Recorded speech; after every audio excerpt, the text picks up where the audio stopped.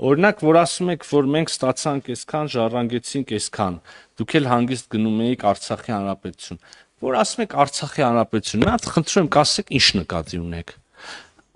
Կարակ հետո կարակ գնաք մամուլի ասուլիս տակ, եթե նույնիսկ պարոն Խանդոյանը չի։ Ես ուղղակի ասում եմ իմ տարակուսանքը, այսինքն նայեք, դուք տենց հպար դեմքով ասում եք Արցախի հանրապետություն, բայց մի հատ կարակ ասեք, կար Արցախի հանրապետություն ձեր համար գոնե։ Դուք երբ որ իշխանություն եք, կար ճանաչված Արցախի հանրապետություն։ Պատասխանը ակնհայտ է, չէ։ Սա ինձ ստիպում է ենթադրել, որ սա սովորական քարոզչական են հնարքներից է, հայրենասիրականի անվան տակ սիրուն փաթեթներից, որի տակ դուք լրիվ ուրիշ բաներ եք պայմանականորեն վաճառել Հայաստանի Հանրապետության ժողովրդին։ Հետևաբար, կրկին այս արտահայտությունը ես ասում եմ, հալվա ասելուց բերանը չի քաղցրել, որ դուք շուշուտ ասում եք Արցախի հանրապետություն, ճանաչեիք այդ Արցախի հանրապետությունը, հետո էլ կասեք, հետո რა կասում եք, մենք ձեզ թողել ենք 42,000 քառակուսի կիլոմետր, ես հարցնում եմ, ինչ Հայաստանի հանրապետություն, դե տենց հա, դուխով ասեք հա, որովհետև էդ էլ էր տարբեր, մի րոպե,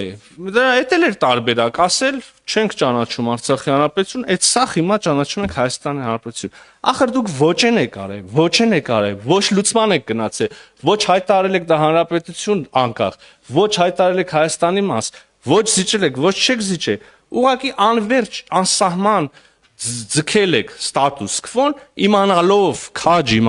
որ դա մի օր պայթելու է ժողովրդի գլխին։ Եվ էլի պատահական չի, ուզում հիշեցնեմ, 2018 թվականի դեմոկրատական ոչ բռնի թավշյա հեղափոխությունից հետո, երբ որ մենք նոր ձևավորում ենք իշխանության մարմինները, երբ որ նոր առաջնորդություններ ենք սահմանում, փորձում ենք իրականացնել, ես հիշում եմ այդ օրերին այդ բանը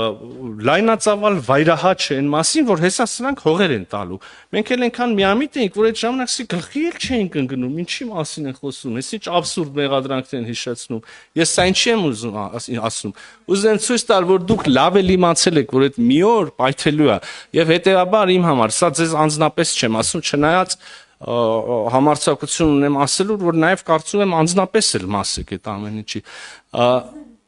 Իմացել եք, որ այն գիծը, որ ոչ մի հստակ բան չի կարել, եւ իմացել եք, որ դա մի օր պայթելու է ժողովրդի գլխին։ Եվ այդպես էլ եղել է։ Ցավոք սրտի մենք եւ հայ ժողովուրդը եւ ես անձնապես չենք ունեցել բավարար խելք, քաղաքական հասունություն, քաղաքական միտք, եթե կուզեք, ժամանակին ճիշտ կողմնորոշվելու գլխի ընկնելու եւ գնալու զիջումների, գնալու լուծումների